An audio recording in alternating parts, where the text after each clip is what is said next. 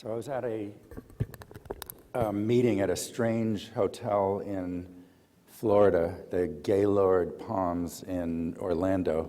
I went for a jog, and then I decided to reward myself by having I saw that they had a Haagen-Dazs ice cream place in the hotel, and I decided to reward myself with a small ice cream. And as I was walking into Haagen-Dazs, a couple was coming out of Haagen-Dazs, and they each had these monstrously large ice cream sundaes with whipped cream and cherries, and I looked at them and I thought, these are not people who should be eating these large ice cream sundaes. And then when I walked into the Haagen-Dazs and I saw the menu board, I got a hint about why maybe these people were eating why they were eating these things that they probably shouldn't have been eating. I was going to get a small cone, although I have to admit, being a tightwad, the price ended up deterring me. But now I looked at the prices: $4.29 for a small cone, regular $5.29, large $6.29, and a large sundae for $6.99. So if you see that menu board, and suppose you were planning to go in for the small ice cream, and if you are at all sensitive to if you're a person who at all likes getting a bargain, you're not going to end up getting the small cone. You're going to end up getting the large sundae. And probably if you are low income, you're probably even more likely to, because you're going to be extra sensitive to getting a good deal. Anyway, that's kind of an element of behavioral economics, the idea that people like getting good deals. And I'm going to be talking about behavioral economics and its implications for the food environment and choices. Behavioral economics, by the way, is the application of insights and research findings from psychology to economics. So my focus is actually not going to be on sustainability, because I don't know anything about sustainability, but I have done a bit of work on diet and obesity. And as I'm sure everyone here knows, we do have an obesity problem. Interestingly, we didn't for a long time. For a long time, we were a reasonably thin nation. Around the 1980s, obesity rates suddenly took off. And that raises the question of why. And interestingly, at around the same time, the savings rate started dropping, the incarceration rate started increasing. You wonder what happened in the early 1980s. I have some suspicions, but I'm not going to share them with you. So what am I going to talk about? I'm going to talk about what is responsible for the obesity epidemic, what is the most effective way to change diet, and finally I'm going to talk about what I was asked to talk about, which is what's the proper role of behavioral economics in addressing these issues. Okay, I think the last question was, like, if we could influence one important policymaker, who would it be and what would we say to them? And we do have one important person who is really concerned about this issue, Michelle Obama. She gave a brilliant talk to the Grocery Manufacturers Association in 2010, and part of the reason that the obesity epidemic is so difficult to address is that it's got so many different causes, and Michelle Obama talked about a lot of them. The first is sedentary lifestyles. Here's a quote from her. I think I won't bother to. I'll let you read the quotes, but there is a lot of evidence that sedentary lifestyles are an important ingredient. Here's a plot from 1960 to 2000 of average daily television viewing of the U.S., of people in the U.S. And now, of course, we have the internet, and we also have the electronic games and so on, which has become equal to television viewing. So if I tried to extend this, but I couldn't get the data, but the bar is probably about twice as high now as it was in 2000. The lack of physical recreation is a lot more severe for minorities, which probably partly explains why minorities have much worse health problems. And there's a lot of evidence showing the consequences of the sedentary behavior. One study found that every 2 hours per day increment in television watching was associated with a 23% increase in obesity and a 14% increase in the risk of diabetes. Another found that an hour per day of brisk walking led to a 24% reduction in obesity and a 34% reduction in diabetes. Another cause is portion size. This one's so short, maybe I'll read it. And portion sizes have exploded. Food portions are 2 to 5 times bigger than they used to be, and beverage portions have grown as well. Here's what a bagel looked like 20 years ago and today. Cheeseburger, French fries, and of course now we have these big gulp soda sizes, which Mayor Bloomberg has been trying to regulate with a lot of controversy. Another cause, snacking. Snacking has become much more common. I have my own daughter. She comes home and she tells me she wants to take a walk, which of course I want to encourage. So I encourage her to take a walk. But where does she walk? She walks down to the convenience store and comes back with a bag of chips. It's very difficult. As a parent, it's incredibly difficult to regulate that, even if you are very conscious of it. One study in the Journal of Economic Perspectives argued that higher snack calories are responsible for the entire rise in energy intake among females and for 90% of the increase among males. I always think these are kind of strange statistics when it's entirely accountable, because like, why this? A lot of other things changed as well. Why aren't they accountable? But anyway, I think really the point is that just that alone could account for the increase. And there was a study in JAMA found that 76% of the growth in calories between the 2 periods resulted from an increase in snacking. There's also time pressure. We know that families are much more pressed for time, and that's largely a result of women entering the labor force. When I was growing up, none of my own mother worked, but none of my friends' mothers worked, and now labor force participation is pretty similar, not according to this graph, but I think it's getting ever more similar for men and women. So families just have an incredible shortage of time, and that leads to a premium. Putting a premium on time leads to a premium on processed foods and discourages cooking, discourages the serving of fresh foods. And Obama continues, so the last thing I had time to do was to stand in a grocery store squinting at ingredients that I couldn't pronounce to figure out whether something was healthy or not, and that points to yet another cause, which is the lack of information, or equivalently, people's inability to use the information that is out there. Now, I'm an economist, and of course, for economists, the number one variable is prices. We think that prices are kind of determinative. And sure enough, if you look at prices during the period when obesity was flat, during that time, the price of food rose about 1%. And during the period when the obesity epidemic has been happening, the price of food fell about 14% during that period. It's been estimated that falling food prices explain about 42% of the increase in young adults' BMI.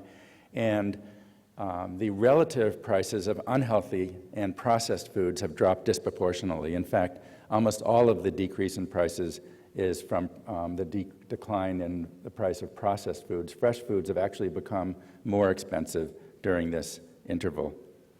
And low SES families, as I've already alluded to, are most sensitive to the change in the price of fast food and processed food. There's one additional factor that I want to talk about, and that is norms. When people's behavior changes, it tends to lead to a change in social norms. And then social norms in turn affect the behavior in a kind of a cycle that makes it very difficult to break out of the pattern. And you can see the change in norms in a variety of different survey items. This is something from the NPD group, which has been asking consumers questions for a long time. this is the question. People who are, this is like people who are thin, it should say, not then. People who are thin look a lot more attractive, and you can see that in 1985, people really thought that thin people were more attractive, but now there's much, much lower belief in that proposition. And if you look at dieting, you can see that certainly there's a lot of talk about dieting, but the actual rates of people saying that they're on a diet have been declining over time. I find this pretty surprising. Okay, so I'm supposed to be talking about behavioral economics and what can behavioral economics contribute to this this whole discussion. The first thing I think behavioral economics can contribute is a variety of different kind of psychological mechanisms that underlie a lot of these patterns. I already talked about the desire to get a good deal, but also there's a phenomenon called present biased preferences, which will surprise nobody. That is the idea that we humans put a huge weight on costs and benefits that are immediate, and we tend to discount costs and benefits that are delayed in time. There's also something that could be called the drop in the bucket effect, and this is the idea that in food, a single potato chip does not have a perceptible effect on our weight. In fact, a bag of potato chips doesn't. I once had a graduate student who told me that you could not gain a pound on Thanksgiving. So after that, I started feasting on Thanksgiving, and then like 20 years later, I told him how appreciative I was that he had told me that, and he said, I don't think that's true. So for 20 years, I feasted on Thanksgiving in the false belief that you couldn't gain a pound. Anyway, another causal factor is lack of knowledge. The other thing that behavioral economics contributes are new approaches to policy, and I'm going to be talking about three. The first is maybe there are better ways of giving people information, ways of providing information that people can understand and will respond to. The second are what have been called nudges. There's a famous book by Thaler and Sunstein by that title, and also sometimes known as choice architecture. How can we change the environment to encourage people to eat better food or less food?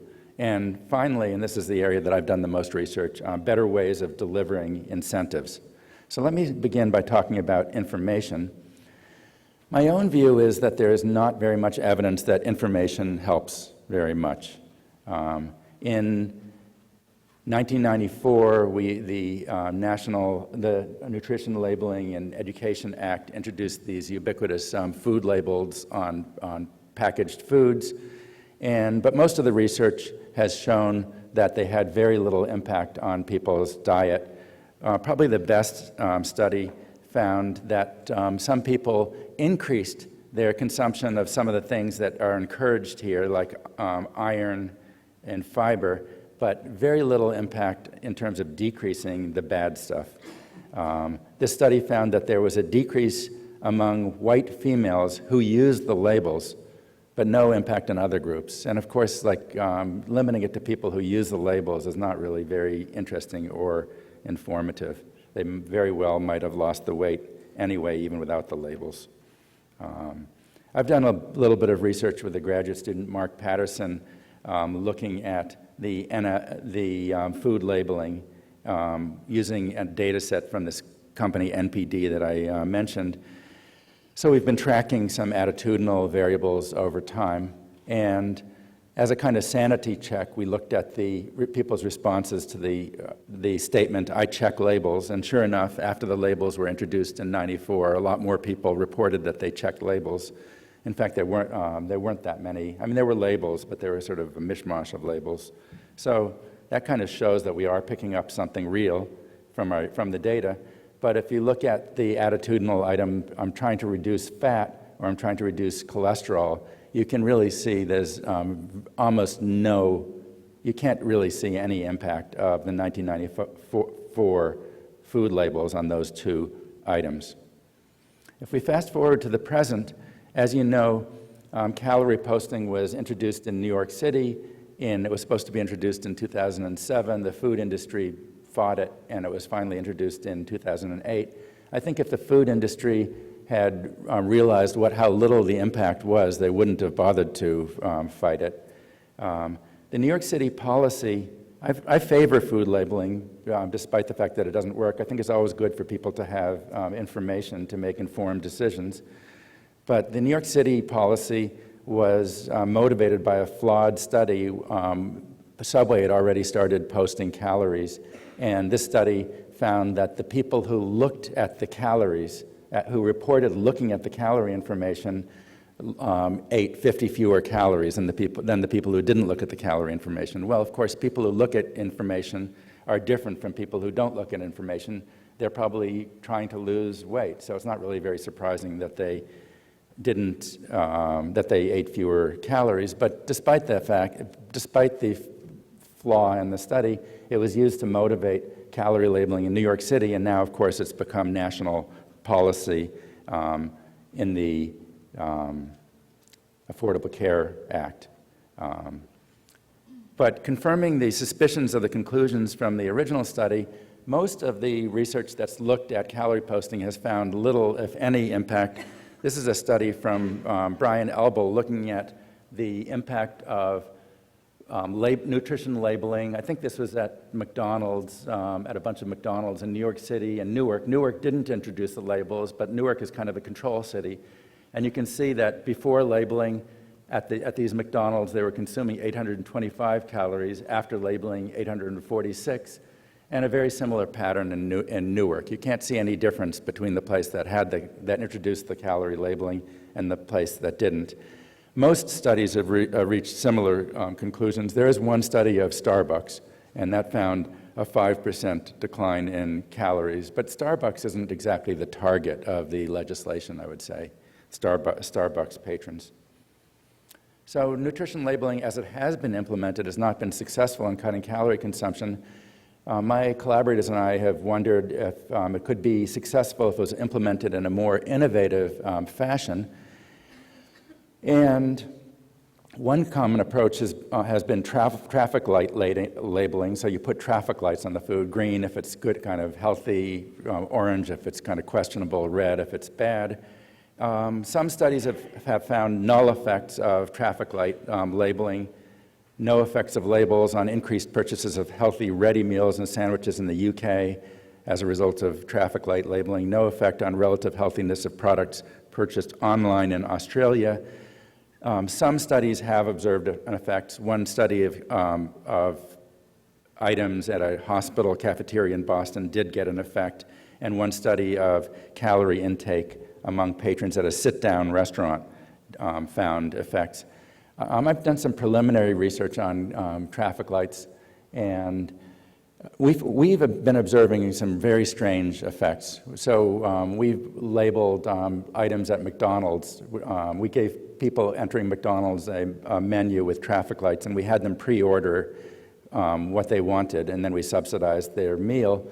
And what we found was people with the traffic lights, they ordered a lot more green items, and if the green items still do have calories, they ordered so many more green items that they ended up ordering more calories. And the other thing was, when they did order a yellow item, they would order the most highly caloric yellow item, because like, if I'm going to get a yellow item, I might as well go for it. And then the same thing with the red items. So our own research is actually showing perverse effects of traffic light labeling. It's really a cautionary note that things that, like traffic light labeling seems like a no-brainer, but you can't assume that things that are no-brainers will work. You have to test things before you roll them out. Another thing that's been proposed, and this makes perfect sense to me, that one perhaps reason that posting calorie information at fast food restaurants hasn't worked because people don't know how to use the information. So most people who we really care about probably don't even understand what calories are. So, and regulators in New York City launched an educational campaign publicizing the daily calorie recommendations. And so we decided to do systematic research on this. And both before and after New York City introduced calorie posting, we did an experiment where we stood outside the two McDonald's, and we either gave people, here's our method, we either gave people no recommendation, or we gave people a day recommendation. This is the number of calories you should eat per day, or we gave them a meal recommendation. And we thought the meal recommendation would be the most effective because here's how many calories you should eat. Then they walk into the McDonald's, and there's the calories posted. So if anything's going to work, that's going to work. But we haven't generally found that it worked. We did this both before the calorie posting and after the calorie posting, and we didn't observe any statistically significant effect. Our n's are small, so maybe if we had a big n, we'd observe an effect, but certainly it's not a big magnitude effect. We also observed some very strange things. When we looked at people who were normal or underweight, it didn't seem like the posting had any effect, but the calorie posting. But when we looked at people who were overweight, they seemed to actually increase their calorie consumption after posting. Why is this? I mean, it's a very strange phenomenon. Well, one possibility is hinted at by a cartoon from the Washington Post, and this cartoon kind of suggests how some people, especially people who are poor on a budget, may read calorie labels. Like when we post calories, we think we have the idea, oh, people should be limiting calories, so people are going to use the labels to order as few calories as possible. But as this cartoon highlights, it's perfectly possible that if you're on a budget, you're going to be thinking about it very differently. How can I get the most calories per dollar? Okay, moving on to the second approach of behavioral economics, the nudges and choice architecture. There's a bunch of studies that have attempted different choice architecture approaches. Schwartz et al. Went to these Chinese fast food restaurants, and they simply gave customers the option of taking a half portion of a side dish, which was either steamed or fried rice. And 14 to 33% of customers accepted the option.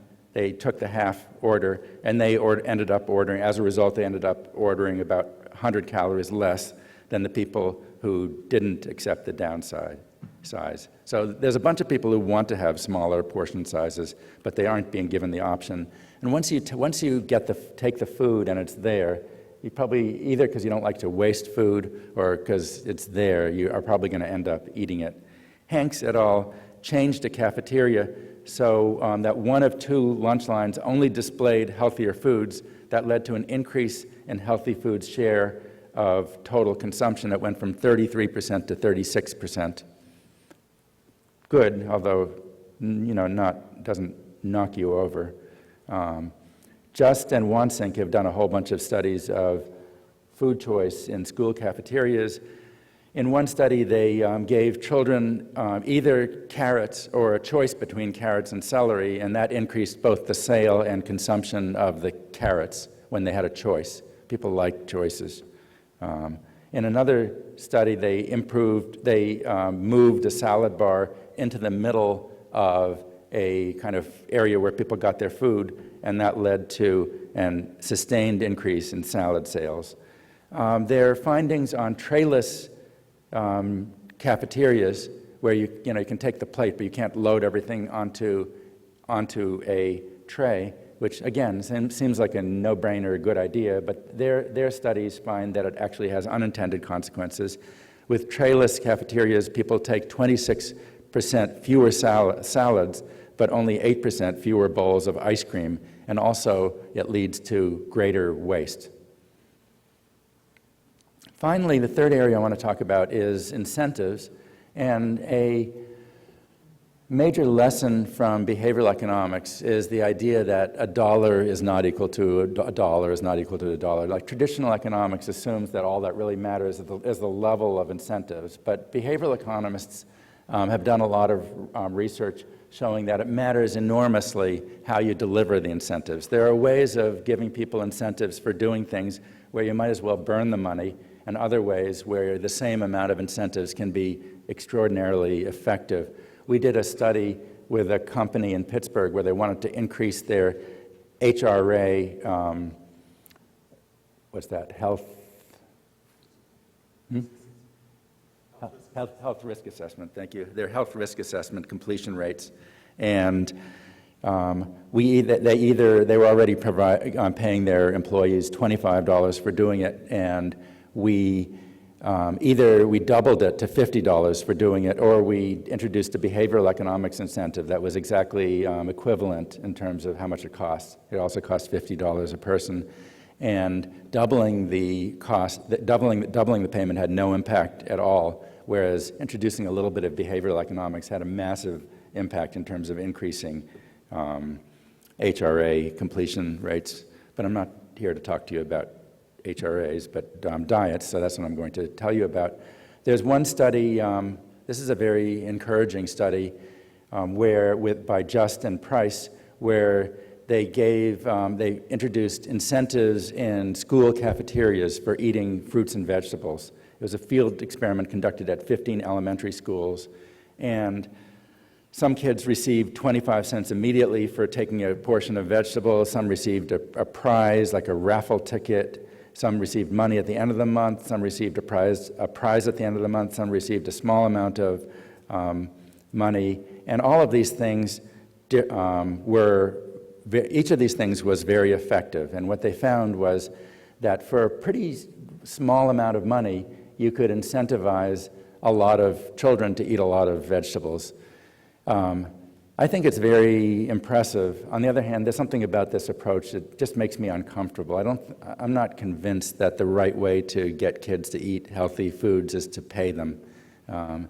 There is a concern about intrinsic motivation. My guess is that it would be a lot better to give them attractive, healthy foods. My daughter, I was telling my daughter that I was going to give this talk, and she said, well, you should come to my high school and look at the food that's served in my high school. I said, well, go in with your iPhone and take some pictures of the food. And she said, if I take pictures, they're going to wonder why I'm doing that, and they're going to probably take away my iPhone. Actually, it's not an iPhone, iTouch. But anyway, so I don't have any pictures of high school food to show you, but she and her friends were vehement that the food was horrible, and she doesn't eat it. But there's really in my view, there's no excuse for giving high school students food that they find unpalatable. I've been doing a lot of research using ideas from behavioral economics to encourage weight loss. This is research with Kevin Volpe and many other colleagues. Really, all of the research is with Kevin Volpe at the University of Pennsylvania. In the first study that we ran, this was a 3-condition randomized controlled trial, and we had a control condition where this was done with veterans, and they were all obese, BMIs 30 to 40. All subjects were given a 1-hour consultation with a dietitian. They were given the goal of losing 4 pounds per month for 4 months. At the end of each month, they returned to the lab or the clinic, and they weighed in, and they were also given a scale to take home. And their goal, let's say that suppose that there was a veteran who started out at 250 pounds at the beginning of the period. Their goal was to stay below this ideal weight loss trajectory, this green line. Now, what would happen if a month passed and they hadn't lost any weight? Well, we gave them what we called a fresh start trajectory, and they could start again. However, they had to, if they wanted to stay below the line at this point, they had to lose more weight each month. Okay, there were 2 incentive conditions. One was a lottery condition. In the lottery condition, we enrolled them in a daily lottery. It had a 1 in 5 chance of winning $5 and a 1 in 100 chance of winning $100. And every day they entered the lottery, whether they liked it or not, but they were only paid if they called in their weight and they were below their target. And suppose that they won the lottery, but they didn't call in, or they won their lottery and they called in, but they were above their target, then we would send them a message saying, oh, too bad, you won the lottery, but you don't get paid because you didn't call in or you didn't lose the weight that you were supposed to. So we're trying to play on regret there. And we're playing on people's love of lotteries. More than half of the U.S. population plays the lottery, and low-income people spend a disproportionate amount of their income on the lottery. And we figured if people love lotteries so much, let's give them lottery rewards for losing weight. And the second condition, at the beginning of each month, we allowed subjects to put their own money down from a penny a day to $3 a day toward weight loss. And if they stayed, every day that they stayed under the green line, every day that they met their target, they kept their own money and they got a one-to-one match from us. So that if they deposited $3, they got their $3 back and they got $3 from us if they stayed below the line. If they went above the line, then they lost the money that they had put down. Now this plays on, again, it plays on loss aversion. People hate losing their own money, not surprisingly. And it also plays on over-optimism. People are generally over-optimistic about things, but they're especially over-optimistic about their likelihood of exerting self-control in the future, and diet, including their ability to lose weight. And so we figured we're going to play on optimism. That's going to make them put a lot of their money down, and then once they put it down, now loss aversion kicks in and it becomes a kind of self-fulfilling optimism. In both conditions, subjects phoned in their daily weight, they sent a daily text message, and they received money at the end of the month if the study scale corroborated their self-reported weights. So here's what we found. It was very, very successful. They were supposed to lose 16 pounds, and in the two incentive conditions, they lost 13 pounds and 14 pounds over the study period. However, a really interesting finding in this study and many other studies is we asked the subjects at the end if they changed their diet, and we also asked them if they changed their exercise. And the thing that was correlated with success was actually exercise and not diet. When we've seen this in a number of different studies. And so, I mean, I take from that controlling diet is just very, very difficult. But if you exercise more, then everything else sort of naturally seems to fall into place. An unfortunate result from the study was we followed them up at 7 months. The study ended after 4 months. We followed them up after 7 months, and not only had they not continued to lose weight when we removed the incentives, but they regained most of the weight that they had lost. So based on that, we decided to do a study of longer run incentives, 8 months instead of 4 months, and we thought maybe if they get their weight off and they keep it off for 8 months, maybe they will develop a habit.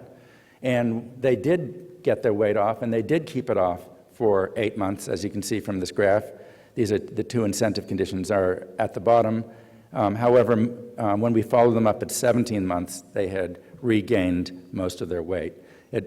So a big focus of our current research is how to inculcate habits. Seems like a really big issue for people who are interested in psychology of behavior change. And in the newest work we've been doing, actually I think this is published. In the newest work we've been trying out different types of incentives, like, for example, social incentives. This is a study where there's either a control condition, that's another of these weight loss studies, it's either a control condition where they just weighed in every day. We introduced crude incentives, no behavioral economics here. We just gave them $100 a month for hitting a target. Or we had group incentives in which there was a group, we clustered them into groups of 5, and whoever lost the amount of weight that they were supposed to shared $500. So let's say you were the only person who lost weight, then you got $500 payment. If all 5 lost weight, then everyone got $100, and if no one lost weight, then no one got paid. And the latter intervention was very, very successful. And moreover, when we followed people up at 36 weeks, they did gain back some of their weight, but this is the first weight loss study we've done where they kept off a lot of their weight when we did a follow-up. Okay, and a few concluding points. So what would it take to reverse the obesity epidemic? When you see all the different causes of obesity, you are going to naturally arrive at the conclusion that Michelle Obama arrived at, which is that piecemeal solutions are not going to do the trick. She's talking to the Grocery Marketers Association. She says, we need you not just to tweak around the edges, but entirely rethink the products you're offering, the information that you provide about these products, and how you market those products to our children. I mean, I think this is very profound. The only problem is we can't just beg the food industry to do the right thing. The food industry is going to do, their main responsibility is not to customers, but to shareholders. They are going to do what's in the interests of the management and shareholders. We have to, if we really want change, we're going to have to realign prices. So it is in the stakeholders' interest to do the right thing. By stakeholders, I not only mean the food industry, although probably that might be the dominant stakeholder, but also things like schools or towns, governments, and so on. The fundamental problem, in my view, is that incentives are misaligned. The food industry, schools, other stakeholders don't directly bear the huge costs to society of the health consequences of unhealthy foods. This is kind of more of the same. This is from the first slide I showed you with the Haagen-Dazs menu. This is a menu at a movie theater, and the large tub of, this junior tub of popcorn, $4, small, $4.75, medium, $5.50, large, $6, and large tub of popcorn, $6.50. And look at the fountain drinks, very similar pricing. If you are a low-income individual and you walk into this movie theater, there's no way you're going to get a junior popcorn for $4. Of course, you're going to go for the large tub for $6.50. If we want to align incentives, in my view, behavioral economics is great, but standard economics provides a lot of very useful tools. We need to tax the production and sale of unhealthy foods, and we need to subsidize the production and sale of healthy foods like fruits and vegetables. We should mandate proportionate pricing of junk food. We should end supersizing. In my view, we should regulate it so movie theaters and fast food restaurants can't price foods in this fashion. That's very pernicious. And we need to provide incentives to supermarkets and chain restaurants and so on for improving patrons' diets. And if we realign incentives, then the food industry is going to devote its creativity to selling healthy foods, and people, including low-income parents, are going to buy healthy foods because it's cheaper, and the norms will eventually adapt to and reinforce healthy behaviors. And what's the role of behavioral economics? My fear is that behavioral economics is going to substitute for the things that we really need to do. But in fact, in my view, behavioral economics provides a lot of really useful tools, but it should be used to augment the impact of these types of things that need to be done. Recently I've been thinking a lot about the famous quote from Voltaire that the best is the enemy of the good. And by that he means, like, if we're thinking about the best thing, like taxing unhealthy foods, subsidizing healthy foods, if we're thinking about that, and that's probably not going to happen, and so maybe we won't do smaller things that we need to do. It certainly is a hazard that we won't do things that we can do because we have our eye on these unrealistic, very ambitious things. On the other hand, I think you could also flip Voltaire's quote around and say that the good can be the enemy of the best, and that sometimes small things end up substituting for the things that we really need to do. If we implemented all of these easy solutions, all the labeling and the nudges and so on, if we implemented all of the ideas we have, I don't think that, in fact, they would add up to a lot. In fact, they might even add up to something that we don't like. Like if we start paying our kids for eating vegetables, I'm not convinced that the end state is a world that we really want to live in. And maybe what we really need is something in between the good and the best, some kind of realistic solutions. I was in my lab group meeting the other day, and a graduate student proposed something. I don't know if this was her original idea, or maybe she has heard about it on the media. I'd never heard about it. But the idea of meatless Wednesdays. And okay, not many of us do like to eat meat, but let's reward ourselves with meat on the weekend and let's go vegetarian during the week. That would have an enormous impact on meat consumption. It would have a huge impact on the climate, on diet, and so on.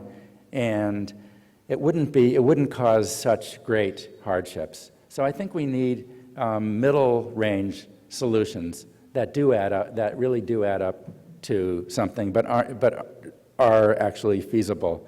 Another one, which I'm sure my daughter would embrace, would be more spending on school lunches.